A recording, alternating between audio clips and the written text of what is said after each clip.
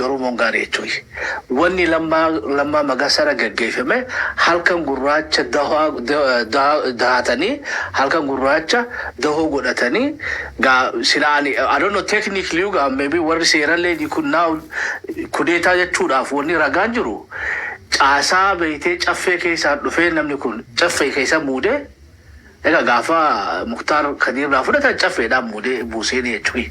Maaliif achi keessa darbu achitti maan bu'in bikkatti muudametti odoo bu'e akkuma Kadiir eenyu Muktaar Kadiir seeraan bu'e malee fonqolchi irratti hin gaggeeffamne jennetti sila technically seenaa Oromoo toboru barreeffamtu keessatti mafanqala mangistuu ta'uu dandeessi jechuudha. Halkan gurra baadawwee amma gaafin guddoon jirtu eega aduun dhiite eega beete sa'aan working office hourin keega cufame booda murtii godhuu dandeessaa hin gaafii technical taate jechuudha.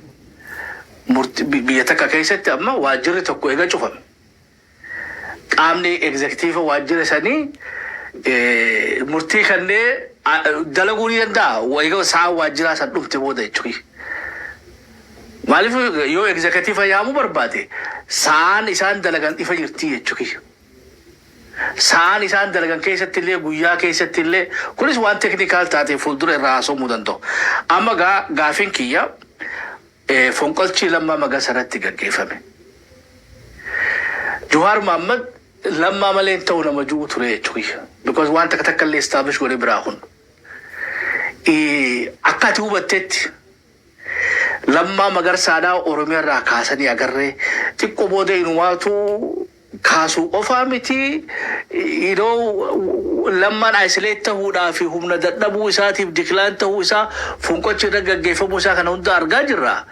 Qeeroo fi qarreenis Jawaaris maaliif lammaa defend hin godhinii jechuu dandeenya moo defend godhan akkamitti ati hubatte jechuudha. Because lamma bikkasanitti nutoo maaliif nama waan gurguddaa kan hojjete akkamitti guyyuma takka illee Oromoon lammaan bu'uun qabuusani qeeroo irraa isin dhagaamne Jawaar irraa isin dhagaamne yoon dogoggorana sirreessita bikka tana dhiiroo nuko mataahii gaafin tiyya dubbiin lammaadhaa tuni idaan nurratti hafanii jira jechuudha. Collectively guilty fin jechuu dandeenya hundinuu. Gaafin tuni gamme gaafii jabduudha. Gaafa kaasan akkuma jettu halkan dukkana dayeeffataniitu lammaa kaasan. Erga namni mana ofiitti galee dukkana keessa kaasan. Koreen giddu galeessaa ganama Adaamaa seennee walga'iin caffee yaamame gaa. Galgala kana kaasan saffisa guddaan maseejii halkan erganiitu miseensota caffeetiin saffisaan Adaamaa seenaa bulaadhaan galgala halkan walakka. Maali wanni kun jennaani caffee yaamameedhaan nullee quban qaba. Koreen giddu galeessaa ODP quban qabu kana. Adaamaa seennee anoogana biirooti kaabineedha hin beeku akka pirezidaantiin koo ka'ee Jawaar dhiisi jechuu kiyya gaama. Ani hin beeku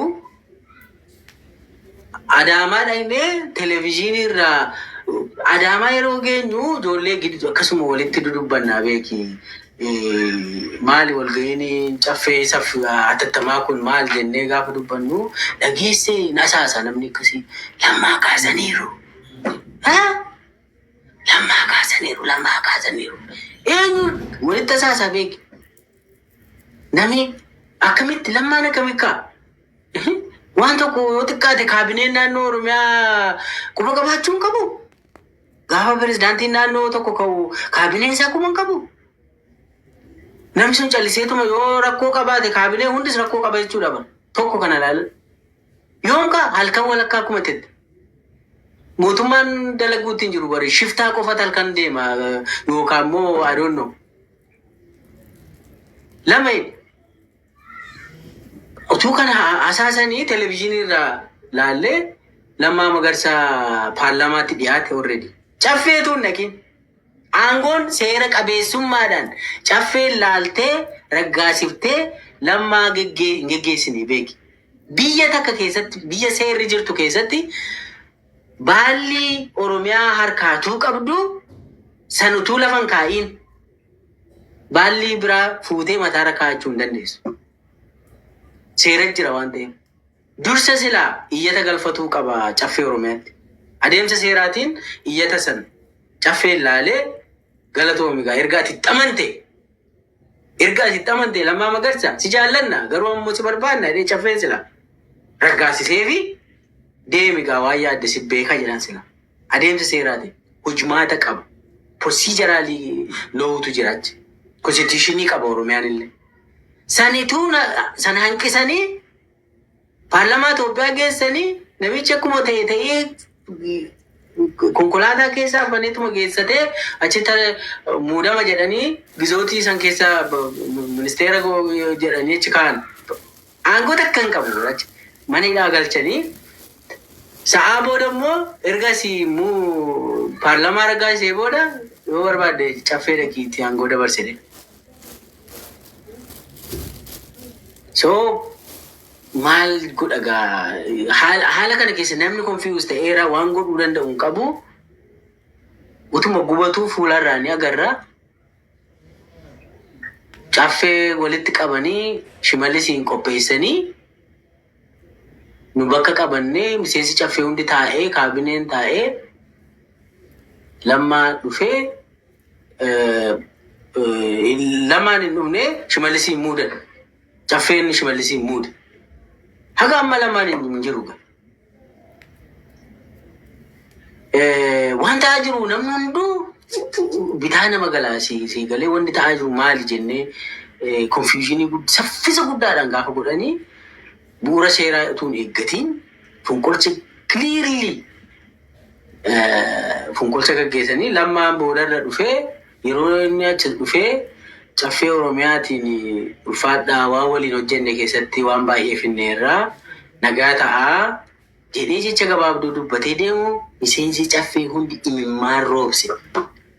Ana dabalatee viidiyoo yoo laalte gaafii gaafachuun hin jiru. Namni harka baasuun hin jiru. Dhorkaadha. Waa hundaan fidanii galatoomaa caffeenii isinan galateeffadha waan yeroo koo na gargaartanii jedhee kanuma dubbatee keessaa galee dubbiin nurkaa baduu barree amma booda maal gochuu dandeenya? Already dubbiin bade. So laal wanni kun xiqqoochi fagaadha wanni kun ka ta'e gaafa Lammaa nyaachuudha deeman nama hunda biraa rukutan. Nama isa bira jiru hunda akka inni nama hin arganne godhanii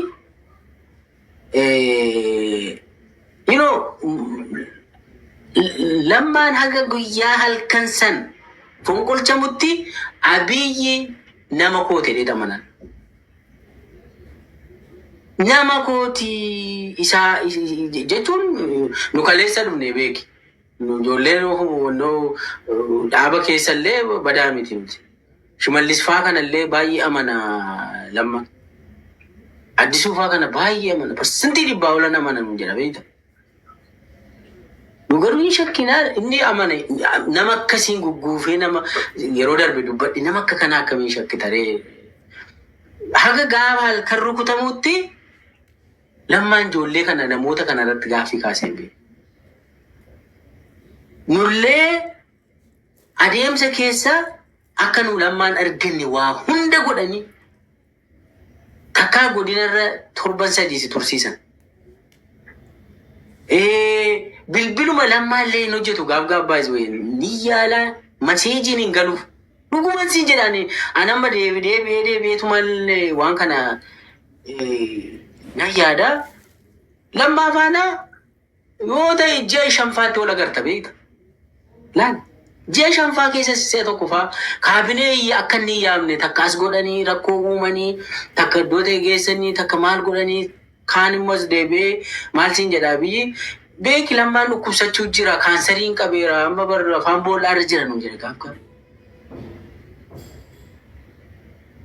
Nami baay'een hin dhukkubsata lammaan jedhee xamanuu jalqabe beekta.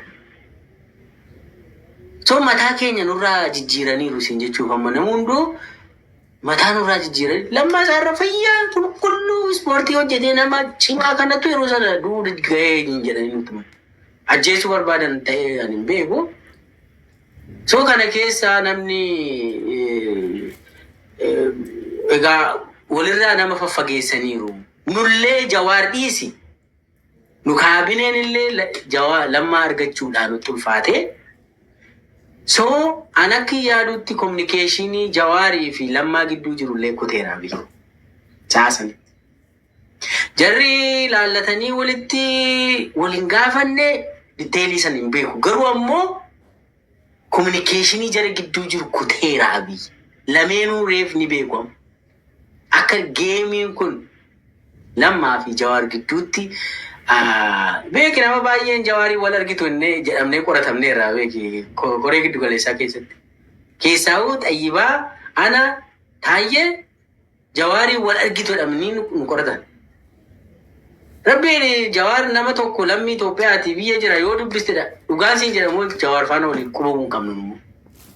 Waluu arginee shayyii waliin hin dhumu. Garuu ammoo Abiyyi waan kana ajandaa godhee irra nu qorateera. So wanni kun maal ta'ee nuu fi Jawaar gidduullee tenshiniin akka uumamu godheera Abiyyi.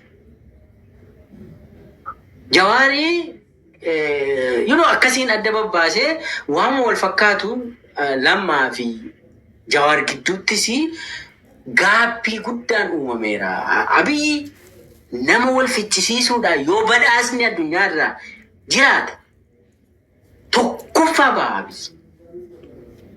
Obboleessa wal nyaachisuudhaan Abiyyi tokkoffaa ba'a badhaasa addunyaarraa tokkoffaa kennama. So waan kana ni shakkaa.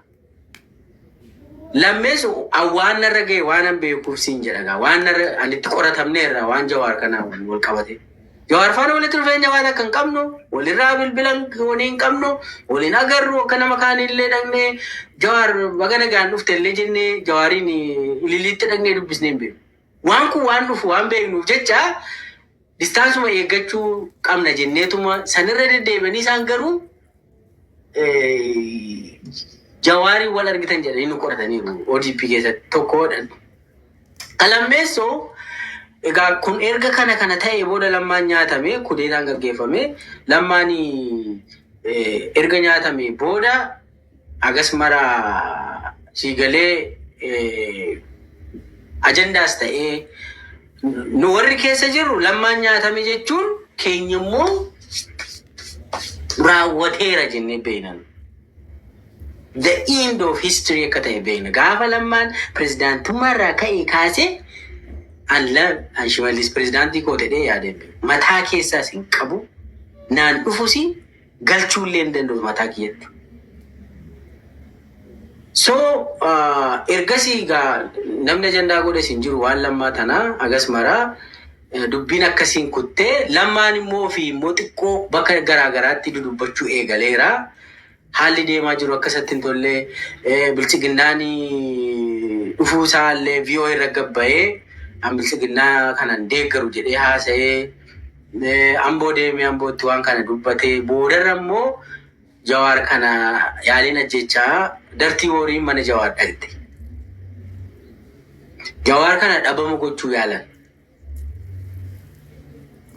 Maga gaafi xiyyaataatti aantu tana. So lafa kaayuudhaaf gaamma maaliif informationaan qabaafin sansi gaafadhee lammaan dhiiroo wayi nu komatee Jawaar wayi komatee qeyroof qarree uummata Oromoo wayi komateedha. Deebisaan jirtu nutuu quban qabnuudha. Nutuu surprise taanedha. Haga eega inni bu'e nutuu dhageenyedha. So by then it's too late idhaadha. Hayyee so tun hayyee at least ifa jechuudha.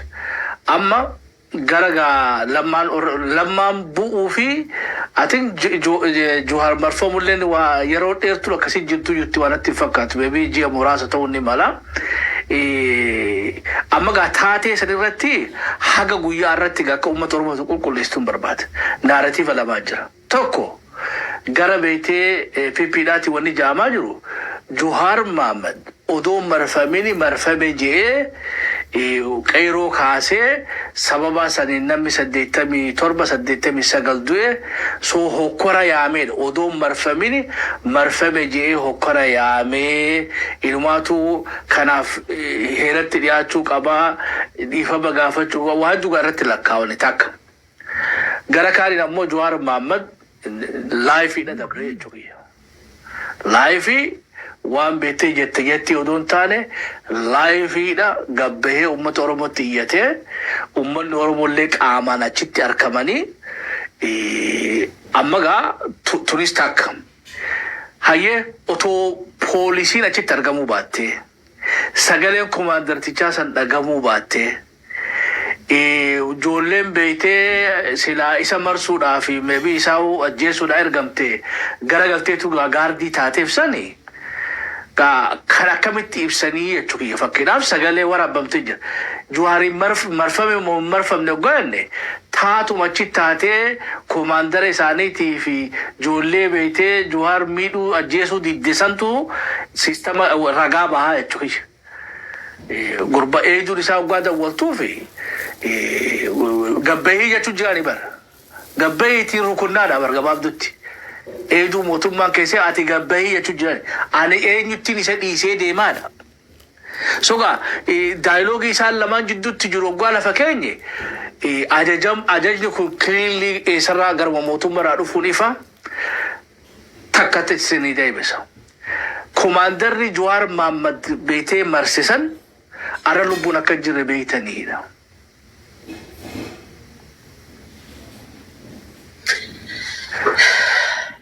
لا مرفم الراجل قبل يا سو غافيدا كان قبو جوار البين إسا قبائي ربي تساباسي تاكنا جوار عجالو در دعا تريلال جوار عمري ربي كنيف جراتا جرام قيوماتين جينيف حفي ammoo nama ofirraa iyyachuu danda'uuf hafe malee nami silaa yoona dhabame irraanfatame sheenaa ta'ee jira fila. An waan kanarraa waan hin beekuun qaba. Tokkoffaa gaafa galgala san wanni kun ta'u namaatti jechuun nama beeraawi deeninati dambalash jala jiru takkaatti bilbilee maal wanni kun lakkii dhiiroo wanni kun maali jennaan namaallaan jedha yookaan Jawaar mootummaa ta'a yookaan mootummaa ta'a naan jedha. Akkam lakkii Jawaar tana booda numaan mootummaadha argisiisnaa naan jedha. Akkasii okay dhumaan dhiisee tokko naa jedhadhu. Dubbiin beeraawi deeninati irraa naa qulqulloofte. Achii booda bilbilee mana lamaan dhaqe. Ganama sa'a wayirra deemee hiriirri Oromiyaa keessa deemuu jira. Maali dubbiin tunii jedhee gaafadhe. Gurbaa galaafachuu barbaadanii ture. Anis dafee makalaakiyaa naannoo sanan ergeera. Ijoollee Oromoo makalaakiyaa naannoo sanatti ergee dubbiin kun federaal poolisiin achi jirtus ijoolleen ergamtes naasuu keessa galaniiru. Waan baay'ee jiranaan jedhe. Hin kaasoo nama waan baay'ee jiranaan jedhe. Makalaakiyaa ijoollee nama anuma bira jirtu ijoollee saffisaan ergeeranii. So naannoo sanatti humni baay'ateera. Humni jiru, humni federaal poolisii ni jira, humni makalaakiyaa dhaqeera. Girgiriin tun ta'ee san keessaa Jawaar firraa irri iyyate zeen dubbiin fashalee jechuudha. So waan inni kaasuun barbaanne wanni baay'ee jira dhiisii gurbaa garuu ajjeesuu barbaadaniiru naan jedhe. Sana dhumaa waan takka shakkiin takka hin jiru silaa dartii woriin Jawaariin dhabama gootii jechuudha. Sirni ijaaramuudha deemuudha Jawaariin dhabama gootii jechuudha. So Jawaar lubbuu tana uuma waaqasii kenna gaafa waaqni jedhe gaafa rabbi jedhe immoo numaa fudhata rabbi akkasiif hafee siin jedha. So amma lammaan ብሔራዊ ደህንነትን ajaju federal poolisiin ajaju ammoo makalaakiyaa dhumaayyuun ajaju lammaan nama satti dhiyaatu ijoollee muraasa ijoollee gara 20 akkasiin ergee jedhe. Ijoolluma naannoo sanii jechuudha. Naannoo staadiyeemii jirtu ijoollee makalaakiyaa san erge malee maal siin jechuu fi lammaan ittiin dhiisne. Garuu immoo yakki ajjeesuudha wanni deemame sun lammaan irrattuu beeki jiimii tuunni deemuu innuu du'ee toole namni hin beeku dubbii kanaan. Yeruma makalaakiyaa irra jiru san lammaa mataan isaa jiimii deddeemaa hin dhaabe sun booda jiimiis manaa bahuu dhaabe bakka. Maal siin jechuu fi dubbiin fagoodha akka namni irra keessa ilaalu tanaa miti. Gadi fagoo dubbiin Oromoo irratti deemaa turte deemaa jirtus akka namni ilaalu miti. Lammaallee dhabama gochuuf ture. So san booda gaa lammaan mana akka hin baane ta'ee yeroo sana Jeneraal Adam ture Chief of Staffiin kallattiidhaan Abiyyi na ergee mana akka hin baane jedheeni. So yequu misireenyaa manatti galchanii jechuudha. Erguma I think Jawaar irratti yaaliin gaggeeffamee torbee lama booda mana akka hin baane godhame lammaan. So dubbiin tuni egaa wanni hundi akkasiin ta'ee san keessas lammaan ofirraa dubbachuu ture haga ta'ee Harar deemanii Abiyyii fi lammaan Harar deemanii achittis dubbateera yoo viidiyoo isaa san yoo irra deebitanii dhaggeeffattan lammaan sirni nafxeenyaa deebi'ee ijaaramuu hin danda'u Oromoo falmadhu jedhee haaseera baase. Gurbaan takka Harargee ba'aaf Harargee lixaa irraa walitti qabamee namni Diree Dhawaarraas Hararitti walgahii teessifame sanarratti namni wayii kaleessa illee ni fincille aangooti isin ol finne ammas finciluuf deemna akkam taana jedhee gaafannaan lammaan maal jedhee deebisa? Falmadhu sirrii jettee nama gurbaanana Oromoon falmateetumaas ga'e falmadha ammallee mirga falmachuu tana ofii argattani namni isinii kennan jiru falmadha.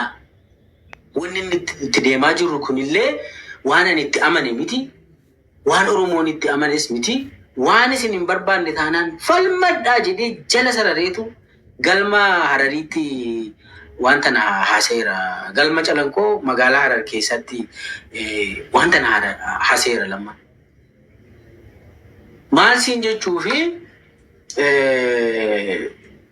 lammaan Oromoo irraa mufii hin qabu. Lammaan eenyurraallee abdii qaba namarraa. Namni immoo haga hubatutti yeroo fudhata jedhee amana. Har'uma ka'ee immoo beeki nama kana amanii maal godhee fidee akka daa'imaa kaakkaarraa dhiqee nama godhee tabiyyiin as ga'ee guyyuma tokkotti itti deebi'ee jechuufis rakkate. Saniif jecha Oromoon illee xiqqoo haa laalu haa hubatu wanni kun waan jedhuun obsuma of keessatti godhee baay'ee onni jedhee. So Jawaariin yaalii ajjeechaa Jawaar irratti godhame hambisuu keessatti illee gaheen lamaanii jira siin jechuudha.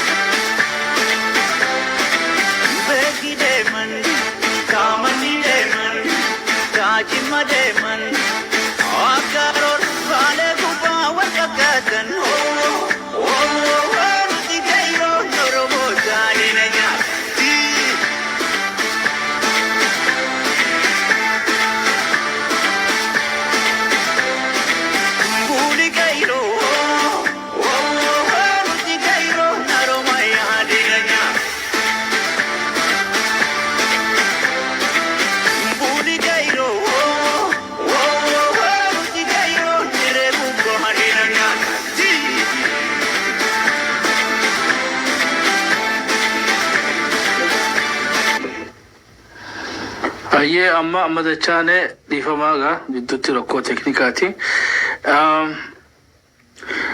I think perhaps beekte waan garii tan yerootti eeggatanii waan jiran fakkaata. Gabaabduutti Oromolleen akka kabajaa fi jaalalummaa qabdu ibsaa jirti. Dogoggoruu baadhe.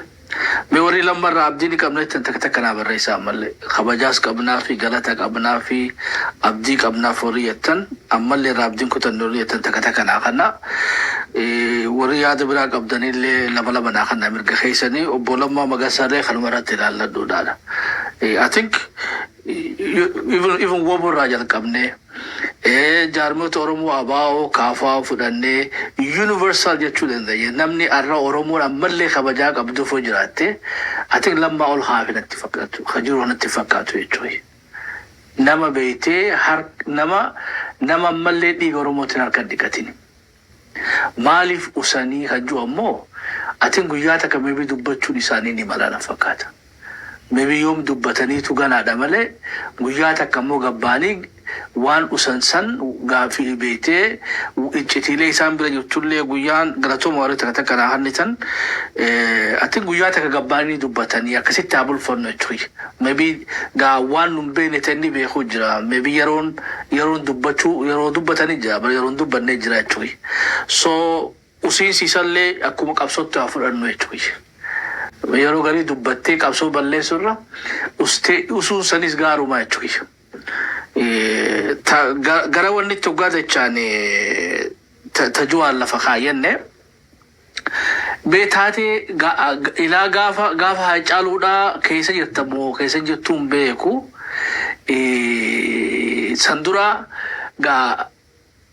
sandura deeqaa takka sandura tawwan irraa naa dubbadhu amma. Dalti geemii jalqabuudhaaf Oromoo provoke godhuun tun hedduu deemtee turte. Oromoo macheeysanii keessaa qeeroon tuni beetee sila Oromoon beetee dalti geemii as deemu kana beete riphifteeti faana balleeffattee jalaa diddee lubbuu isii baraarrachuu dandeessi. Otoo waa takka nuun goliinuma lola keessa seenne odoo labsiin jalqabe jechuudha. Tapha odoo fishkaan afuufiin kubbaa fuudhanii goolii nutti galchanii jechuudha. Odoo Oromoo Lammaas akkasuma goolii itti galte odoo itti qophaa'ini Oromoonis hundinuu surprise taanee jechuudha. So kunigaa perhaps gizee biraa bal'inaa irraa dubbachuu dandeenya jechuudha. Uumaan teenyallee saayikolojiin Oromoo